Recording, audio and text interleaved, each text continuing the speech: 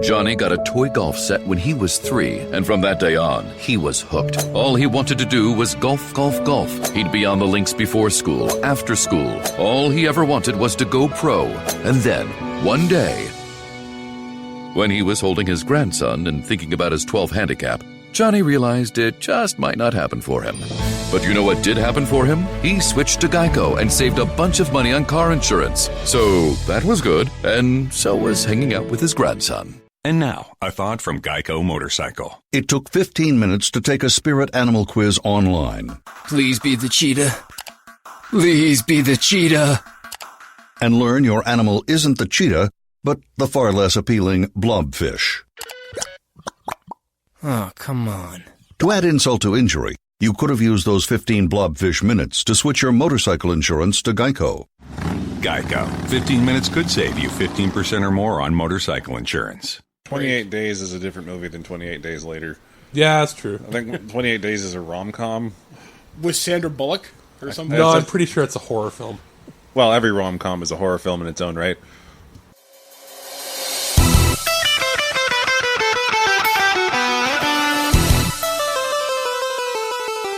Hey guys, what's going on? You are listening to The Prototype, only on thisweekingeek.net. I'm one of your many hosts this week. I am Mike, the Birdman Dodd, but I'm joined with my many cohorts in insanity and stupidity as we decide to talk about video games in this month's edition of The Prototype. I am joined with... Alex. And Mr. Trisiifer. That's right, guys. So we are here to do our monthly analysis of the video game industry to kind of give you a little bit of an insight into how our minds work and how we look upon the video game industry as a whole. In this episode, we're actually going to talk about a rather hot-button topic which has been trending through Twitter, YouTube, etc., etc. Technology Truths, brought to you by Geico. Technology Truths. Truth. Teenagers can communicate entirely in emojis. How was the birthday party? Pizza slice, kitten, soccer ball, pineapple? Truth. It's so easy to switch and save on car insurance at geico.com. What are you talking about? Paperclip, shoulder shrug, high five, wizard hat? What? Geico. 15 minutes could save you 15% or more. And we're going to be talking about accessibility in games versus game design philosophy versus art. And we're going to come down somewhere in the middle of all this. We all have our opinions on this. Believe me, we believe games are for everybody, but we'll get into that a little bit later in the show. Speaking of gaming, we typically talk about what we have been playing in our spare time here. Recently myself, and I'm going to give you, this was going to be a review on the show, but I'll give you my impressions of it right now. So I bought Power Rangers Battle for the Grid from Enway Software a couple weeks ago, and it was supposed to be awesome. It's Power Rangers, it's a fighting game, it's got Justin Wong, the guy who was like a Street Fighter legend for years. Holy fuck did you fuck this game up. Holy dog shit. Okay, you beat the arcade mode. I beat it with Magna Defender, Mr. Mike, Lost Galaxy, awesome. I have the Magna Axe and all that bullshit. You know how long my arcade ending was? Less than 140 characters. You got a tweet for an ending. Yeah, a tweet. Like, fuck you! And it's so bad, and they're not even animated cutscenes, they're not even full screenshots of the enemy, they're like character portraits, which maybe fill a quarter of the screen, which basically like your character select portrait, and it just says, may the Magna Defender spirit live on, or something. I was like, fuck you, and every arcade ending is about that short. Sorry, Mario, your princess is in another castle. Yeah, like, seriously. Now, they are giving us an update for free, giving us Trini and Dragonar from the Boom comics. We're getting Cenozoic Blue, which is from the 2017 Power Rangers movie, and we're getting somebody from Power Rangers Mystic Force as a free update, plus the Season 1 Pass characters, which I bought the Season's Pass like, you know, a dumbass. And there was a Collector's Edition, which gave you Lord Draken, Evolution 2, and Pink Power Ranger. And I'm just like, my God, I expected so much more. Now, for a $20 game, there's expectations. There's a bar to be set. I was expecting the moon here because of Justin Wong and all the influences from the fighting game community. I expected something a little bit more from my 3-on-3 fighter. What I got was, in my opinion, a cash grab. There is little to no voice acting in this game.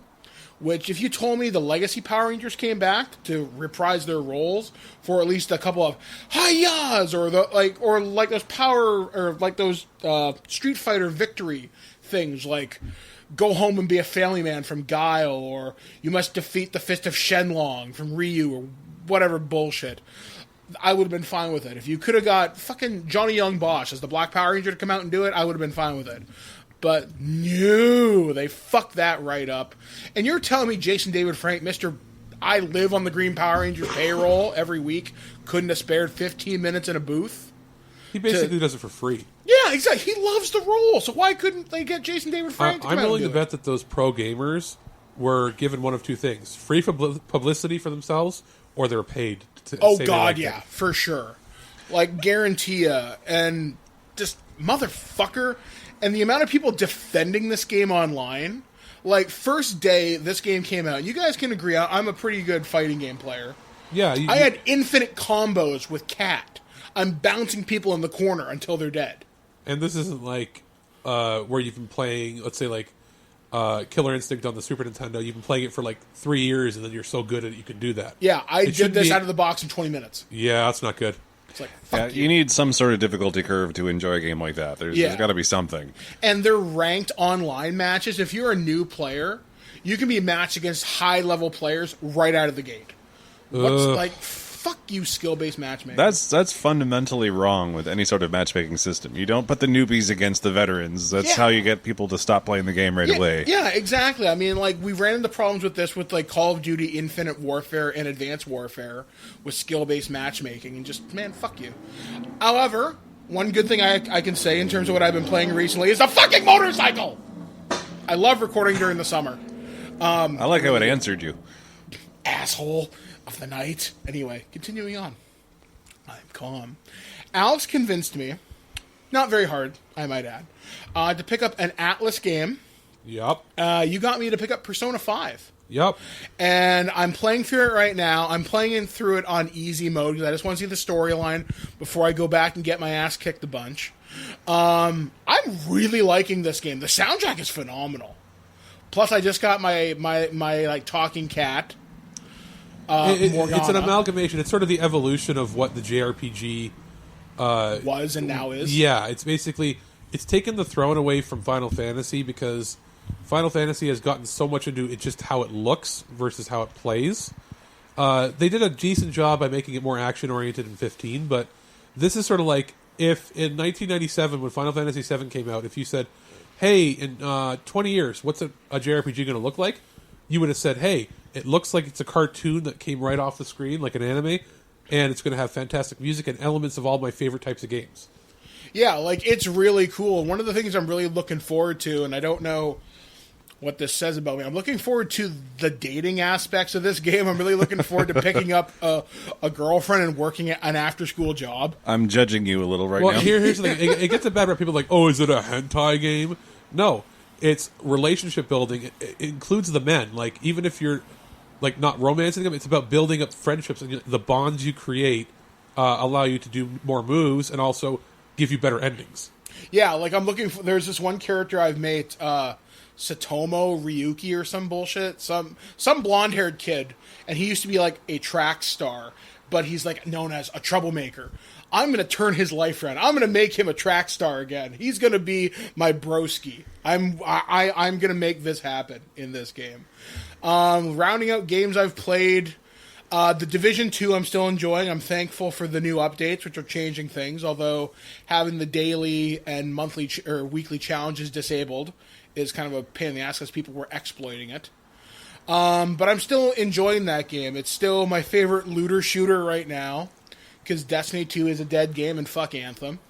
And that's me, guys. Tristan, what have you been playing? See, when you talk about Division 2, I like the gameplay, but I'm starting to get this feeling that every game wants me to log in once a day and finish my daily chores. Yeah. And I'm getting kind of frustrated with that. It's like I have a second job as a gamer, and that sounds more fun than it actually is, because I'm not getting paid to do it. You can blame WoW for that. Yeah, World of Warcraft and MMOs are probably where that originated from, really. Like the daily daily login quests bonus? and having your rest experience for doing whatever each day, and the first couple things you do are more rewarding than the next bunch of things you do each day. But a lot of games now, the live service model seems to have us logging in on a regular basis because that's the only way to really play the game efficiently. If you want to just binge a session, you're not going to get as much progress as if you logged in 1 hour every single day. And I don't want to play the same game every single day just to finish my chores. I want to play it because I'm having fun. So that's been frustrating me with the Division 2. It's a good game otherwise, but when I log in, I go, do I really want to do that today, or do I want to just kind of shoot some stuff? So I just shoot some stuff for a few minutes, and I'm going to go, okay, I think I'm done. Yeah. I think I'm done. And like you said, fuck Anthem. Meanwhile, Sekiro is taking up most of my gaming time whenever I can. It is kicking the crap out of me, but I'm trying to immerse myself in the culture of the game, in the community of the game, so I find myself watching it on Twitch almost more than I'm playing it, which says a lot about Twitch. Twitch is good for that, because these Twitch streamers can actually beat the bosses, and I can't. It takes me several hours to beat a single boss, so it's been frustrating. Just turn it off. It is frustrating. I've had some friends talk about it on Facebook and say that they're not breaking controllers or rage quitting, but they've had to set the game down and walk away from it a few times during their playthrough just because it gets so frustrating. But it's not unfair and frustrating. From's doing what From Software does best, making it very hard, but fair. You can overcome it. It's not something where you feel like you've been cheated out of a death, or you've been, I had him, but if it wasn't for that glitch or that stupid mechanic, I would have been fine. Everything feels like if you died, you fucked up. Yeah. If you die, it's on you. Exactly, and From's been doing that since Demon's Souls. Demon's Souls was it was their first foray into it, so they hadn't quite perfected it, but once Dark Souls came out, and the subsequent Dark Souls 2, Dark Souls 3, and of course Bloodborne, they had it down to an art form, where it's challenging, but it's respectful of the player, and that's why I love From Software's games so much. How about you, Alex? What have you been doing? Other than recovering from being like with the perpetual, I guess, head cold flu, the weather has been sucky. So I had released a Turtle Treasure that had all the games that I've been playing for the last few weeks on it. But what I did when I was feeling the sickest was I had picked up the Yoshi's Crafted World. And in one weekend, I completely beat it. And by completely beat it, I mean I did every level, got every collectible I could. The only thing I haven't done is beat like the super secret hard boss at the end, because it's too difficult for me, even on easy mode, because I am not that kind of gamer. That being said, I super duper enjoyed it. There's no review coming for that. This is my review. It's good. Pick it up. Simply because I wanted to play it badly. I wanted a platformer game that I could breeze through when I just want to unwind. So I've been playing that. I also recently have been playing a lot of MLB The Show 2019. And we'll be starting Days Gone, which is going to be interesting because I am a fraidy cat.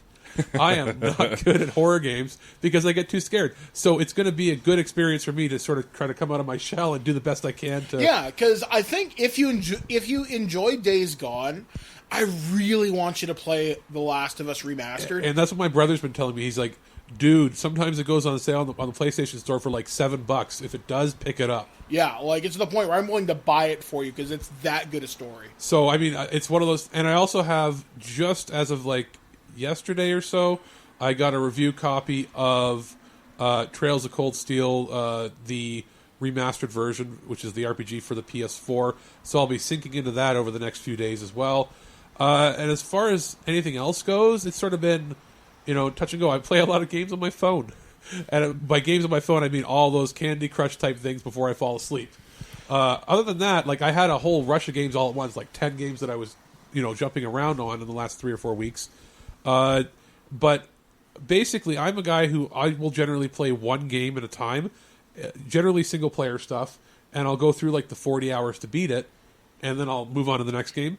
But I've been juggling stuff a lot more than I used to, and I'm liking the idea of having an easy platformer to play, then going to a narrative-driven RPG, and then going to something like a racing game or a baseball game, something I can pick up and play for like 20 minutes at a time. Mm-hmm. So that's basically what I've been up to right now. Is a lot of Yoshi, and then whatever I've been doing for reviews. And I've got a few things on the go right now.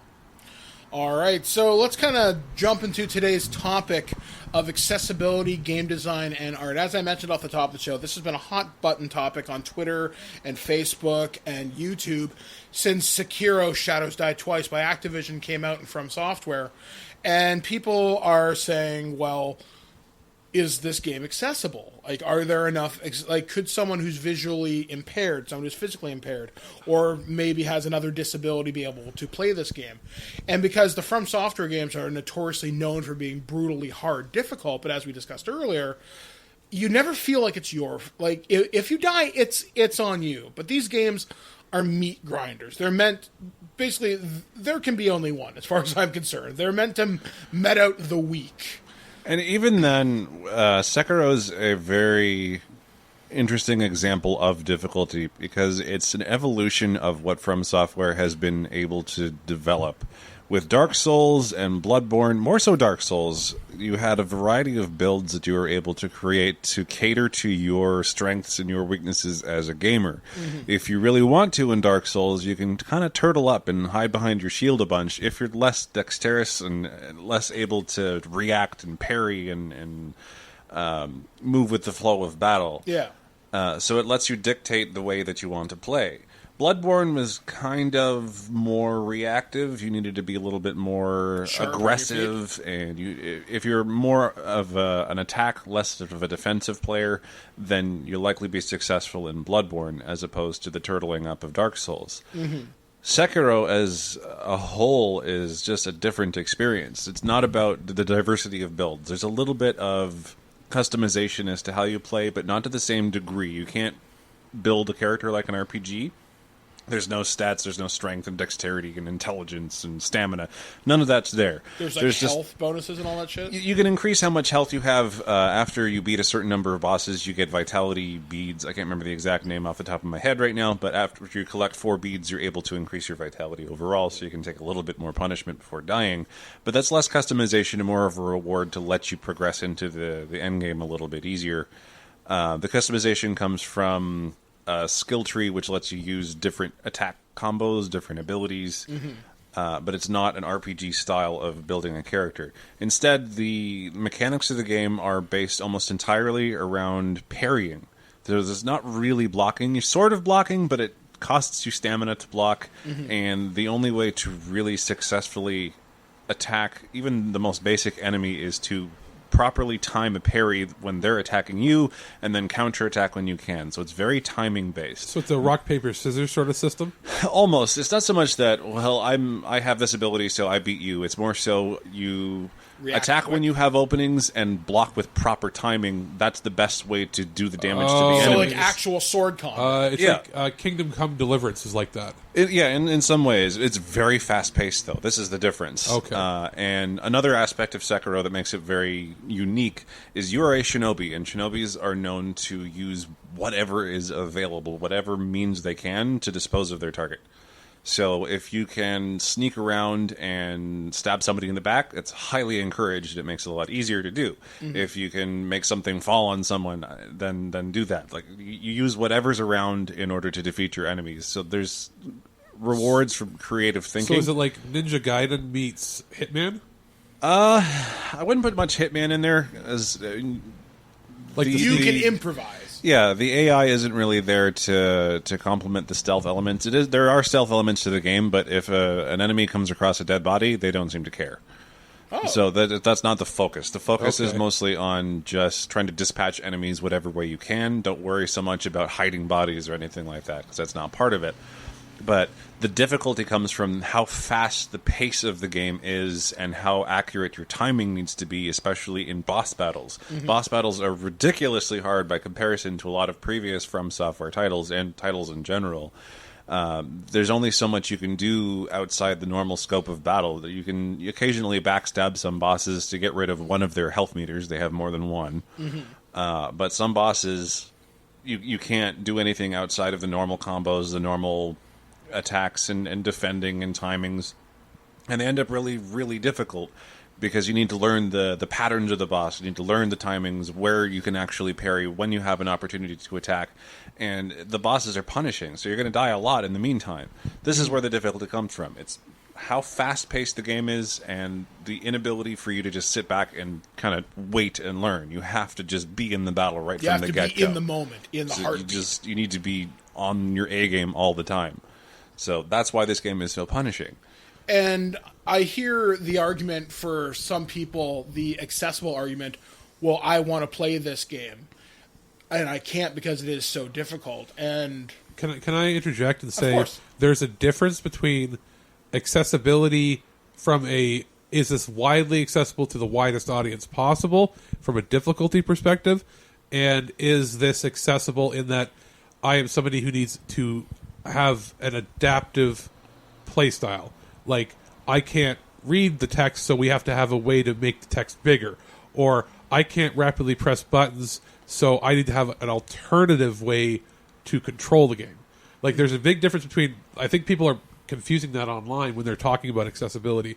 There's an accessibility from a purely, is this game accessible to actually physically play?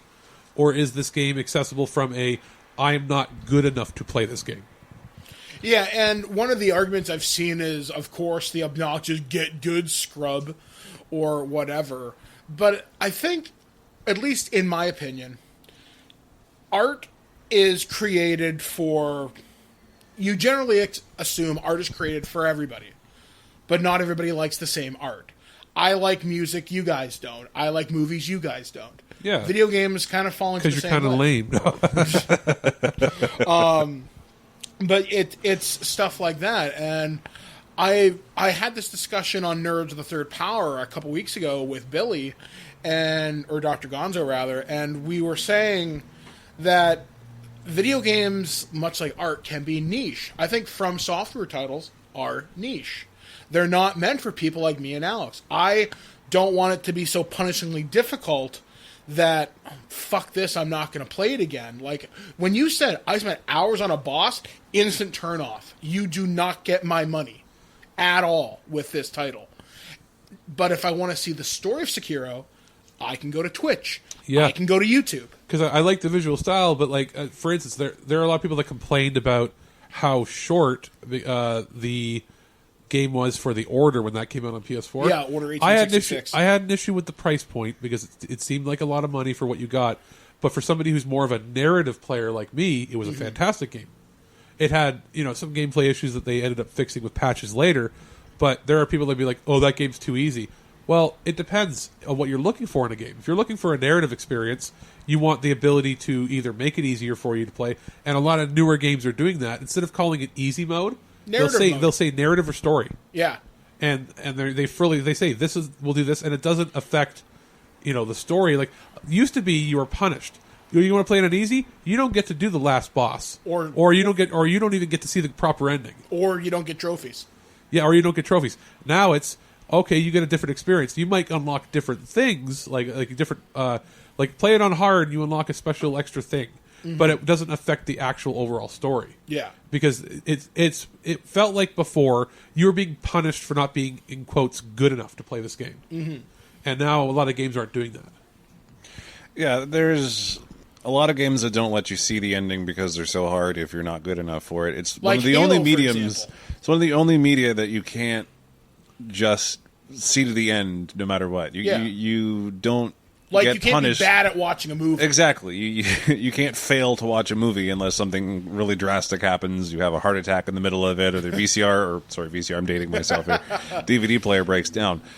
But gaming is unique in that it presents challenges to people to overcome as a medium, and it's difficult to say whether or not difficulty should be part of the experience.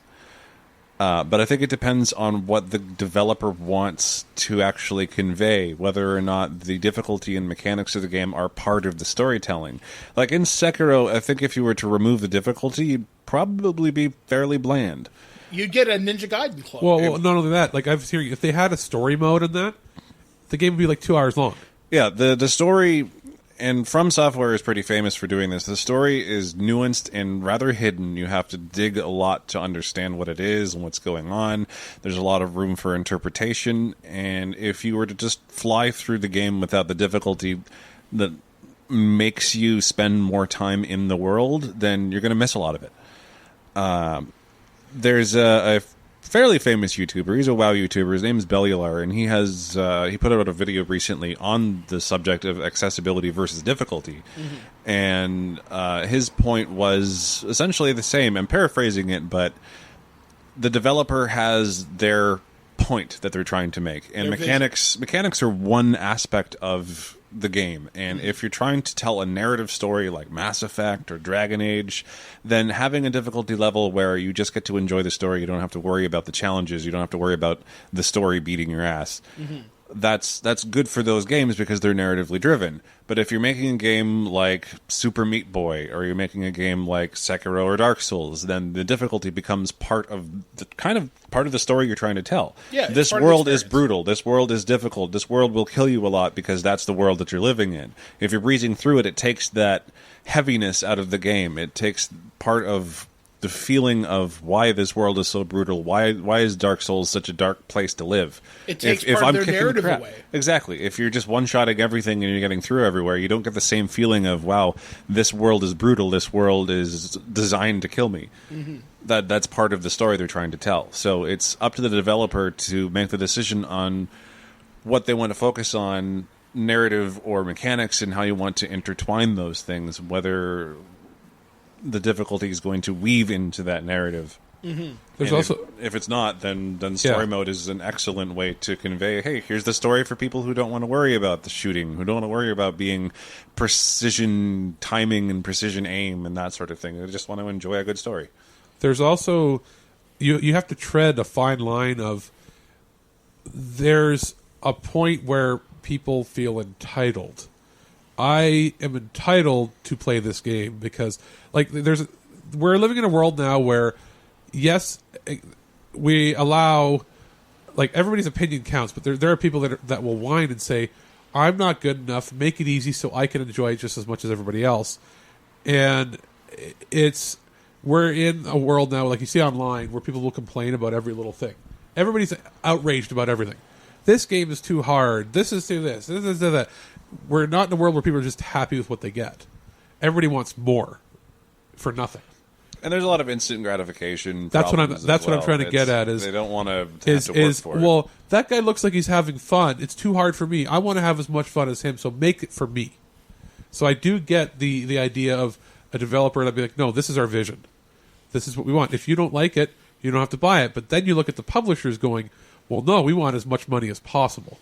Yeah, and like that's one of the part of the argument that really bothers me is I never want to compromise the developer's vision. Yeah. And if you're going to build an easy mode into it, is that compromising the vision? Like, I would never expect a Sekiro game or a From Software game to have an easy mode, because that's not what that developer has cultivated since Dark Souls 1 or Demon Souls or whatever the fuck it is. But also, look, it's a cultural thing. In Europe, like European games like The Witcher and that, they don't have difficulty settings. And if they do, they're still difficult on easy. Japanese culture is they make a game, they're like, this is a hard game. If you don't like it, you don't play it. Yeah. This is an easy game. You don't like it, you don't play it. It's a very North American thing to cater to everybody. Which I get. I mean, I never want to deny someone an experience, but once again, it comes back to the art thing. Maybe this isn't for you. And you know what you can do? You do what we did growing up in the 90s. If a part was too hard, you handed your controller to a friend to help you through that one hard part. If you really couldn't do it, you'd phone up your friend and go, man, I keep dying. I've been spending 2 hours of this. I know you're better. Help me. Can you come over and help me? And then your friend would come over and help you, and you give him a bag of chips or something. You know what? I can actually give two examples of this that I've done personally. I was playing Tom Clancy's Rainbow Six Splinter Cell, the last one that was on the 360. And there was a part where I got stuck at. And I called my friend Jamie, the former host of the Prototype, JJ Johnson, and he was a really good gamer. I'm like, dude, I need your help. Can you help me? And he came over at 3 o'clock in the morning, because I knew he was awake, and he came over and helped me. Another time was I was playing Resident Evil 6, and I was playing it on medium or something, and I got stuck at one point in Leon's game. And he once again came over and helped me, and I don't think that's a bad thing. If you get stuck, it's okay to ask for help. It's not and this kind of will bring up a different point in this argument. We're going to talk about cheating as well, because there's a reviewer that Tristan brought up where he had to cheat to beat Sekiro's final boss. Is cheating okay? I was always a Game Genie kid, but like just before we move on from the helping each other thing, yeah. And like I had a PlayStation 1 right around, I'd say 98 is when we probably got ours. Mm-hmm. So from like 98 to 2001 or 2, I was the kid that was the RPG kid. I got hooked after watching friends play Final Fantasy VII, and my friends, a lot of them liked RPGs, but they didn't have the patience to do generally the first 4 or 5 hours where it was all the story crap and here, run around the town before you can leave the town. So what they would do is they would go, okay, I'll give you $5 or pay for a rental of a game when you can still rent games. If I give you my memory card and you play through the first 5 hours, I had no problem doing that. Especially that's how I would learn different games.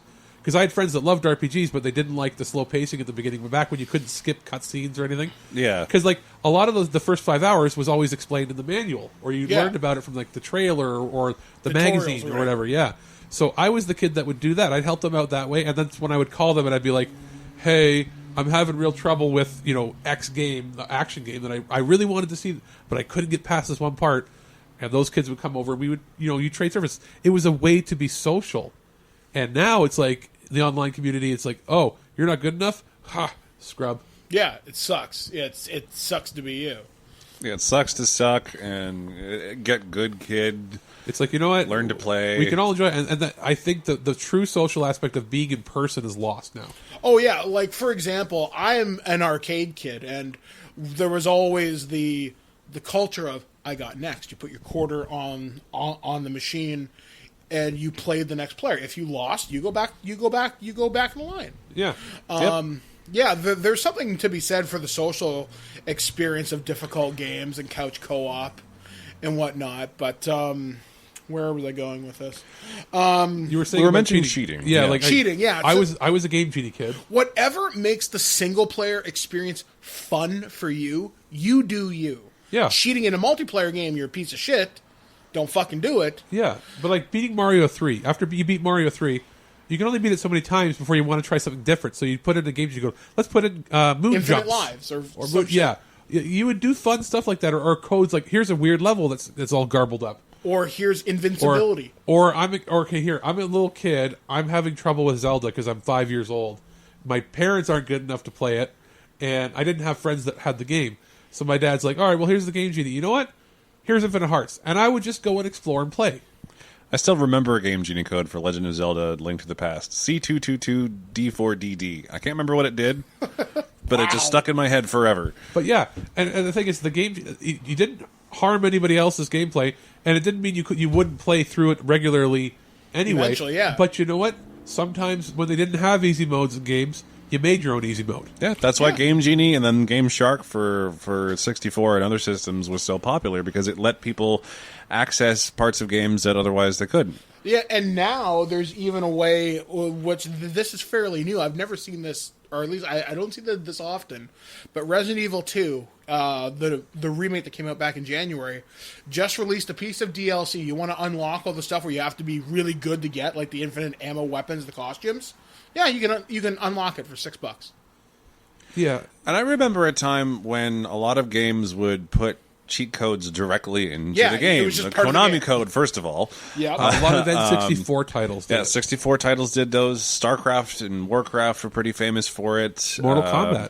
Yep. Yeah. For example, The Sims did it as well, where you type in infinite money or whatever. Yes, type in some words in a certain phrase into the chat box, and all of a sudden you unlock a certain Diablo and all that. Yeah, maybe not Diablo because it's all multiplayer, but like the original Diablo. Well, the original Diablo had a lot of very easy ways to modify the game files. There's no cow level, all that sort of stuff. Yeah, there is no cow level and such for StarCraft cheats based off of Diablo. Sorry, yeah, that's right. So it was making fun of Diablo, but they were integrated into other Blizzard. RTSs were notorious for having cheats. RTSs are very well known for being very challenging. Yeah. So in order to let more people enjoy them, it would usually disable achievements if an achievement was even part of the game, or it would disable certain things that you couldn't progress but you could in certain spend ways. hours just having fun. Exactly, playing around. it lets you goof around with the systems that are in the game. And that's something I think is GTA. important.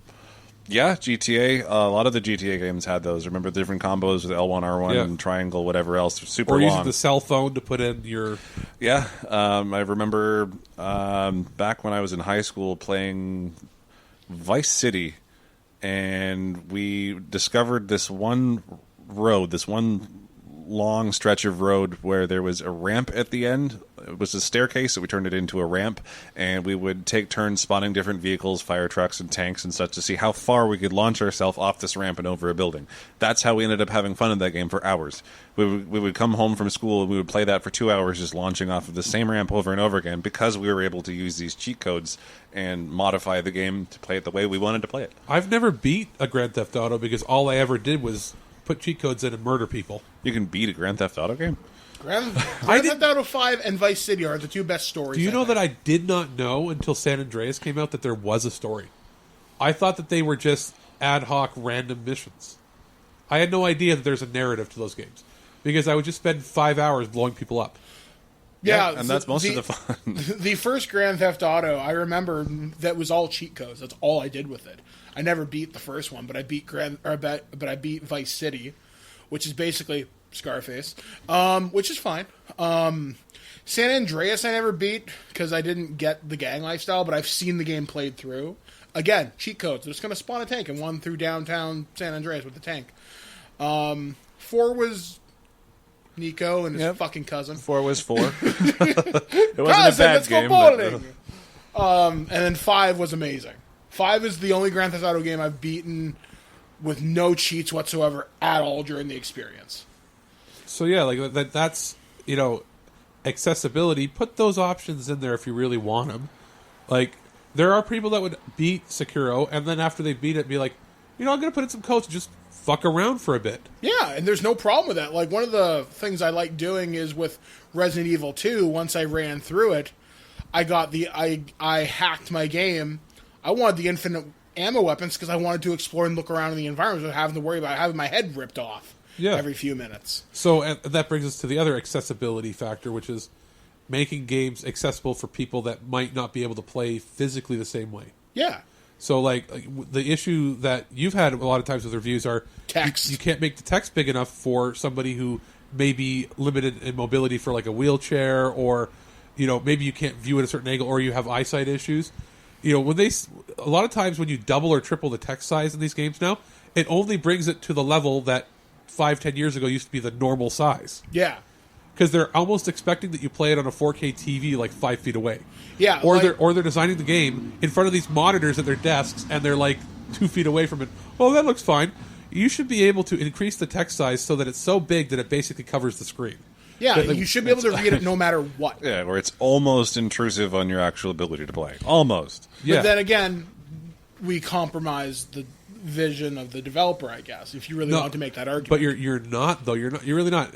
If it's the ability to read is important to the game, you should be able to read. Yeah, because, for example, I hated God of War PS4 because I couldn't read the fucking text. And some of those names pass by so quickly, I want to be able to read it. So I'm like, okay, that's the wife of so-and-so, or that's the lord of whatever. Well, you've encountered it in the Division as well, where even increasing the size, tripling the text size, and putting high contrast on, you still can't read all the text that's on the screen. Yeah, like I can't see how much damage I'm doing, like the little numbers that pop up. I was using a 50-inch 4K TV 3 feet away, and I'm having trouble reading it myself. I'm well known around my friends for having the best vision out of pretty much everybody. I have incredible eyesight. I can read text from very long distance, even if it's tiny. I use a 32-inch screen to game on for PlayStation 4 and Xbox. So it's not exactly the biggest screen in the world, but it's big enough for gaming. I don't sit too far away. But Horizon Zero Dawn was the moment that I noticed that text had become too small. I physically cannot read the text in Horizon Zero Dawn whenever you're reading item descriptions or something's happening on screen. I just can't see it. Mm-hmm. And it's becoming more and more common for text to be smaller and smaller. Like they're designing it to be played on PC, where it's a 24-inch screen, but you're only 2 feet away. Well, I think they're designing it for 4K screen, and that you're playing on like they're designing it. You see, like when they do the PlayStation or Xbox, like inside the developer studio, they're designing it on like 40-inch monitors that they're sitting 2 feet away from, and they're like, "Oh, we'll just double the text size." That doesn't help Still me. so small. It doesn't help, especially when there's not enough high contrast. Like, you know what would help? If you turned on high contrast, vision impaired, if the text came up at the bottom of the screen, but it was literally the very bottom of the screen, like if everything not scrunched up, but let's say they changed the aspect slightly, and there was a black bar across the bottom that the text was written into. Yeah. So that it was away from the background. Because there are people that could have colorblind issues, and they usually have colorblind options, but sometimes it's hard to differentiate from all the little details in the background, especially in like the Division where you're walking around, there's garbage all over the ground, and you're walking by, you're like, was that text that I saw pop up, or is that just a piece of garbage? So you have that. Again, you have games like Bayonetta and other titles.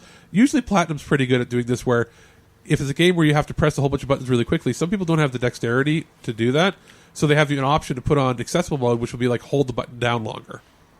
Spider-Man did that. Yeah.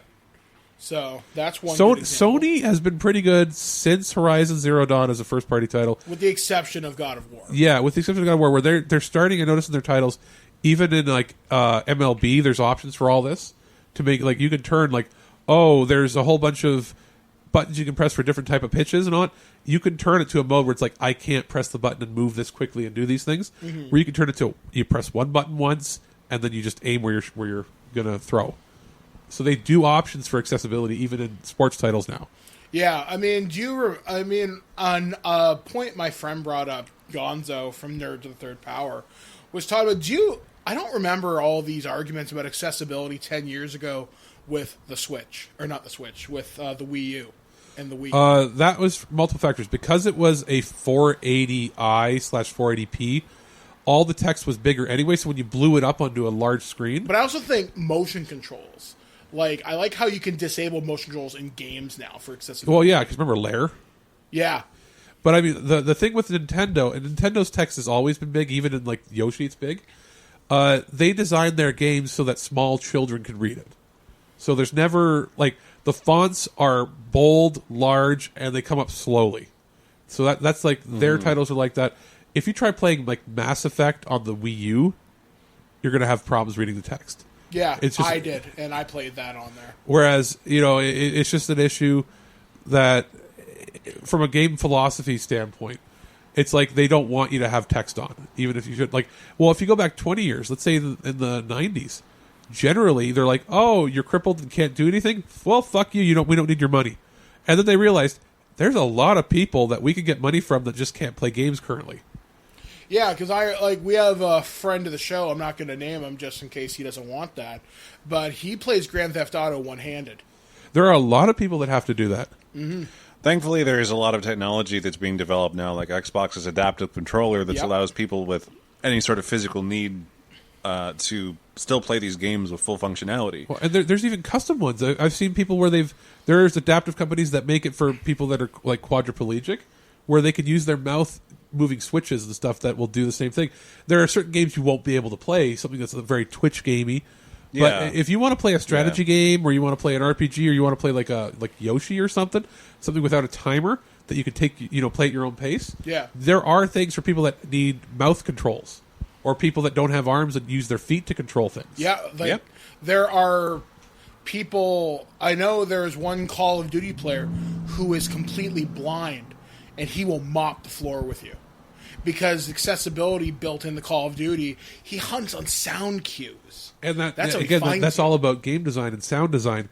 Because if you have, let's say a good Dolby Atmos headset enabled, where even though it's stereo, it can do proper spatial sound, you could hear things from anywhere. Yeah. And know exactly how far away they are, what angle they're coming at from. You could hear your people talking to you around you, and you could be, the blind assassin. There's also players I know there's a number of fighting game community players where they're blind or they have some other kind of disability, and they're really friggin' good. Now, if you're blind and deaf, you're probably not playing games. Yeah, there's probably there's got to be a limit to some point. It's they're basically there's a point where it's like, well, I can't make it accessible to all of that. Yeah, it's an audiovisual medium, and there's limitations to what can be done, but it's nice to see how much we're pushing forward and making the accessibility there for anyone that wants to play the games. More and more games are becoming accessible to these people. Basically, except in extreme cases, physical disability should not be a barrier to play. Yeah. So in that realm of accessibility, everything should be open. Like, then again, the only argument would be like, well, Sekiro requires this amount of dexterity to play. Then, you know what? Maybe there should be a notice on the box. This game requires highly attuned, dexterity. Or something, yeah. There should, not that there's a warning. I'm not saying you can't play this, but it should be in the thing saying it requires Twitch capability. Yeah, a high degree of dexterity or hand-eye coordination, that sort of thing. Something. And I haven't done any research, but there may be websites dedicated to disabled gamers, or there are organizations like I think it's ablegamers.com where they'll list like which that. games like how there's what was it, the stupid, I'm gonna say stupid, but the what's the stupid Dove organization that does the family movies for Christian things, and they rate a movie based on how much violence is in it and stuff. It's like, this is not acceptable because there's sex and it's against whatever. But there are organizations that do that where they'll rate something and go, here's a list of everything that might be an issue. Well, they could do that for disabled gamers. It's like, this game requires hand-eye coordination of a certain level, and have a list of all these things so that somebody could go, is this game going to be for me or not? Mm-hmm. Yeah, the organization is ablegamers.org. We give people with disabilities custom gaming setups, including modified controllers and special assistive technology like devices that let you play with your eyes so they can have fun with their friends and family. We're using the power of video games to bring people together, improving the quality of life with recreation and rehabilitation. I've met these people at PAX East. Really good that's really awesome. But I mean, just a website that's like, okay, let's say the new God of War is coming out. It'll list, like, not like the content of violence, but it'll list, you need to... Level of accessibility. Level of accessibility. Does it have vision stuff? Does it have this? So you can know before you buy a game and find out, hey, I won't be able to play this. And most stores don't take returns. One of the companies that I think is really doing good work with accessibility options is Ubisoft. They've taken the lead, in my opinion. And like we sounded like we were ragging on Division 2, and it's not. It actually has a lot of accessibility options. That game has an issue with being too dark. Yes. It's too dark to see some things. Mm-hmm. Also, there's so many little details on the screen. I think it wasn't that the accessibility was design. The accessibility wasn't an afterthought. It's just there's things they could do to tweak and improve it for the next game. But pretty much every title in the last 4 years from them or so have had pretty extensive accessibility options. Hell, even when I got the Just Dance game to review, there were so many options. Like, they had an option for me, like when I was like, okay, I've got some mobility issues with my leg. It had an option that says, will you be playing sitting down? Yep. Like, are you in a wheelchair or do you have mobility issues? They even had that option. You select yes, and it goes, okay, adjusting so that you just have to use your arms. And you could still do just as well. It just ramps up the arm activity. So, like, I never thought that a dancing game would have that kind of accessibility out of the box. It wasn't a DLC download. It was right out of the box. We're ready to go. You're in a chair, or are you playing with grandma or somebody who might not have the mobility? You can play this. Oh, you have issues using a controller? Okay, can you hold a cell phone in your hand? We'll use the gyro in your cell phone to determine how fast you're moving. So that's cool. And then again, Ubi's been pretty good about that. Now, I wonder how much of that is due to Ubisoft.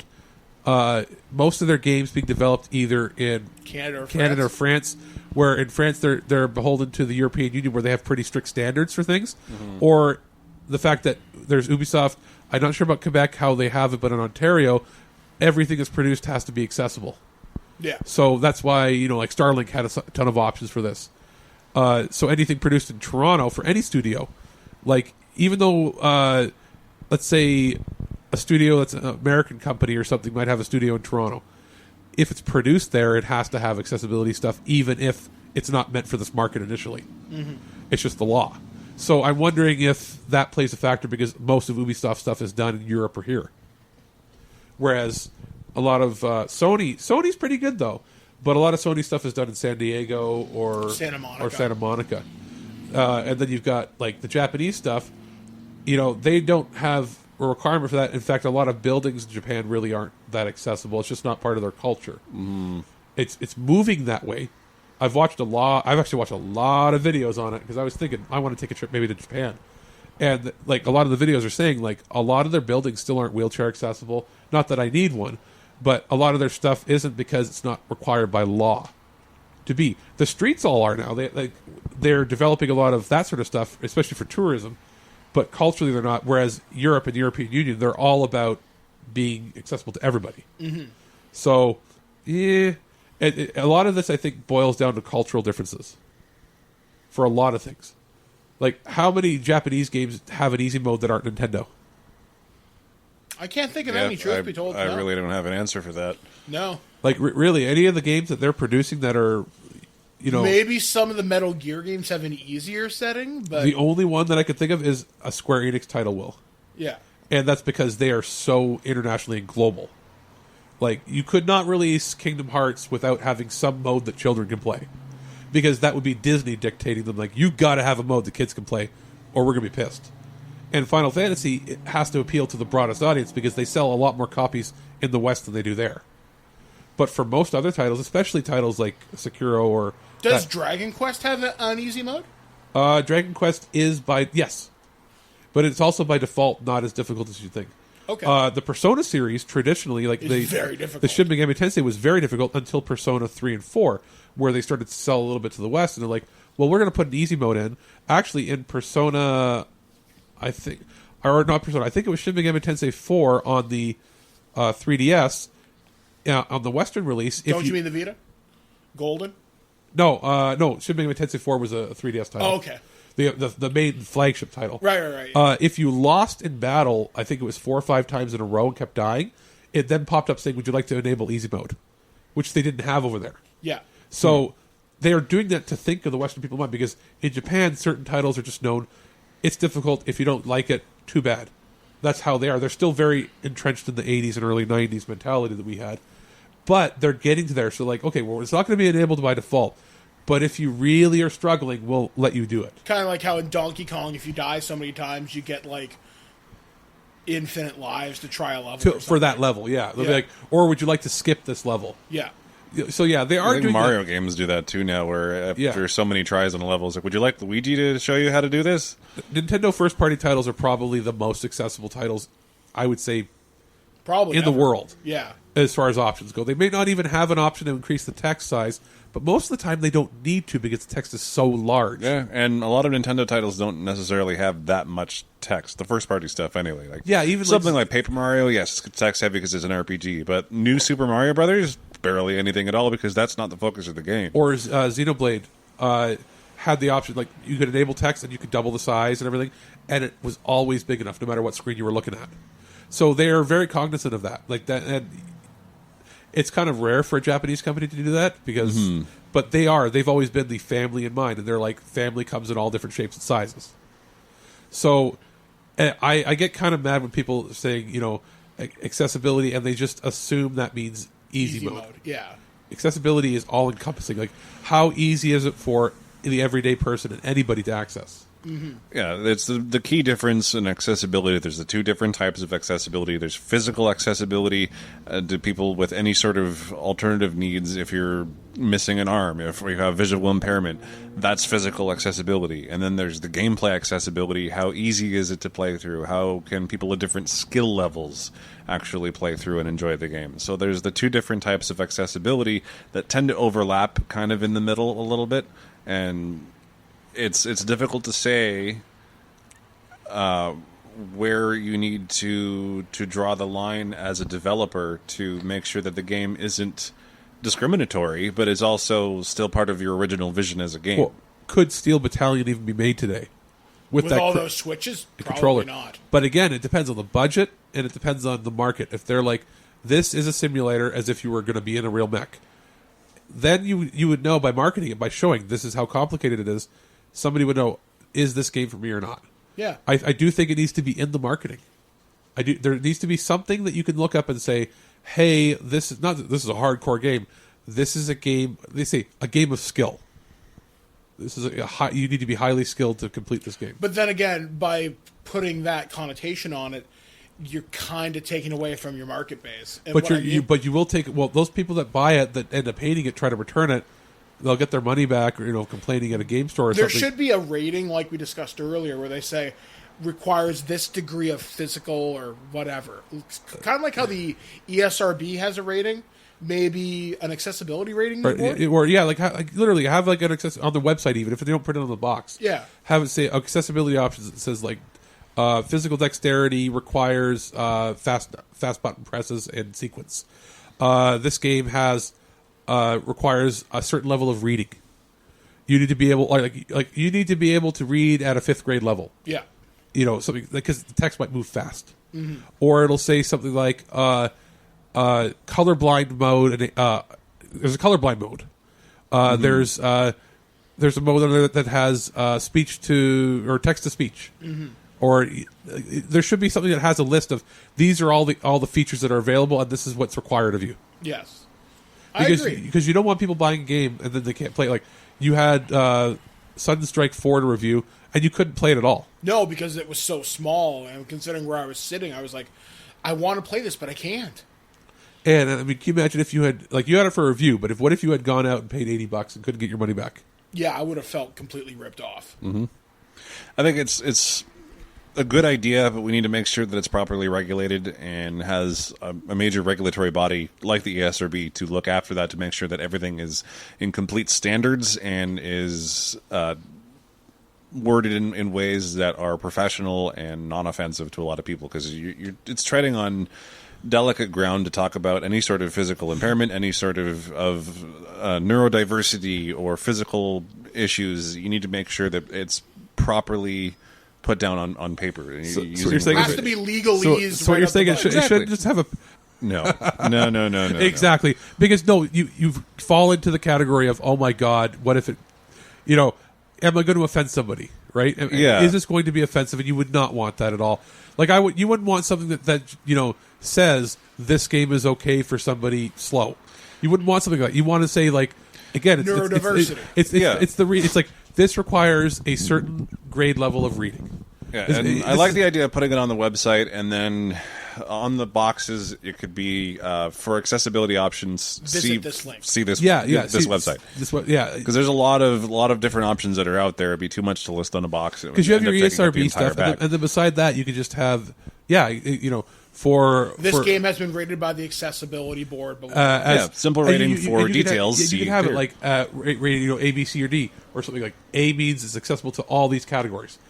But you can even have it like ESRB can alter what they're saying. Like, sometimes they'll say on the little kids games requires reading. Nintendo does that actually, but you could have it say beginner level reading or intermediate level comprehension or whatever, or advanced level, something that's a very difficult strategy game. Yeah, you might not. A kid might think it looks cool, but then find out, he's like, "Wow, I'm not at this level yet."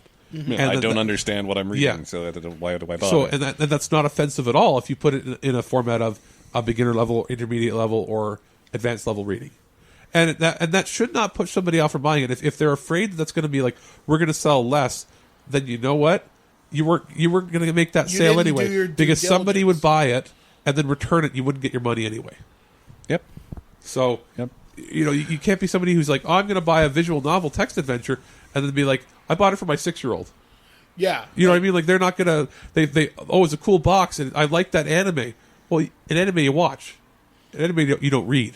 Yeah, this is a visual novel where you participate in, So I want to summarize my thoughts on accessibility versus difficulty versus art by saying that difficulty has its place in the gaming sphere, and it's important that we respect the developer's vision of what the game is supposed to be, as long as we're willing to make the games physically accessible. Skill level is different than physical ability.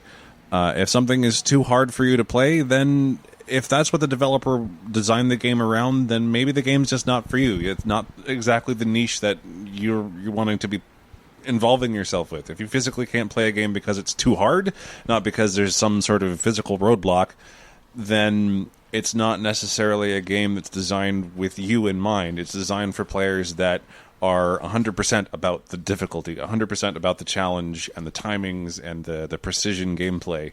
So every game has its niche, every game has its core audience that it's designed for, and like many other art forms, music, movies, and actual physical art, not every piece that's designed and created is meant for absolutely everybody. Exactly. My thoughts on this, I think it would be nice to have an internationally regulated standard for accessibility like the ESRB, and give standards that, like, here's ABCD, here it is in plain language. If you want more details, go to this website. I'd like to see able gamers get more involved with accessibility as much as they possibly can. I think they do some fantastic work. Like I said, I've met them at PAX East a few times, and I really like them. But I never want to compromise a developer, but I never want to exclude people at the same time. But again, sometimes different tastes, different art is art. So, final thoughts. Final thoughts. Yeah, I do think that it should be something that is advertised. If you walk into a game store, and you look at the back of the box, it says, this has been rated by the accessibility standard of A, B, C, or D, or whatever. There should be a pamphlet or something on the wall of the store. Or, even let's say you go to a Walmart, in the, on the display case, there should be a sticker that has that. It's like, here's what it means. A means it's past everything, and pretty much anybody can play it. B means this. C means that, accessible some. Don't go down to F because everybody assumes F means fail. Yeah. Or instead of that, you go level 1, 2, 3, 4. Yeah. Level 1 means that, the bare minimum is required. This is a difficult game. Somebody who, might not have the dexterity can play it, whatever. Mm-hmm. And level 4 or whatever means that it goes above and beyond and is accessible to absolutely everybody. Yeah. You have that. You do it in levels or something, and then just have that out there. And then for the first, let's say, year where the games are coming out with that, every single game should have a little insert in the where the manual spot would be in the box, or when you buy it digitally, when it starts up, they have the warnings. Yeah, about the big splash screen. Yeah, saying just put a splash screen up. Yeah, and or for instance, every game should have a demo in this day and age, and the demo could pop up saying this is this, or when you watch a trailer when a game is announced. Say Here's this the accessibility option. Or yeah, there's little splash. at the very end a splash. This game has been this game is still in development. Here is the determined accessibility rating. Yeah, so and it's not hard and it's not patronizing. It's just it's not obtrusive. No, yeah, it's designed to increase the audience that can participate in the games. Ultimately, designed to maximize the value of your purchases, to make sure that you are going into purchasing a game knowing what you're getting into. So ultimately, we want everybody to have fun. We want everybody to be with us along these wonderful journeys in the digital realm, and hopefully we all can. So we'll wait and see what happens. I know we said we were going to do fighting games on this edition of the Prototype, but next time we will talk fighting games because we'll have Mortal Kombat to talk about, which comes out in just a few weeks here in April. So I'm sure we'll do something on the Mortal Kombat franchise. I'm a huge fan. I still remember most of my finishers from Mortal Kombat 2. And it'll be a good time. So until next time, we have been Mr. Trisiifer, Alex. I've been Mike the Birdman Dodd saying live for your die hard. We'll catch you guys again next time, right here on ThisWeekInGeek.net.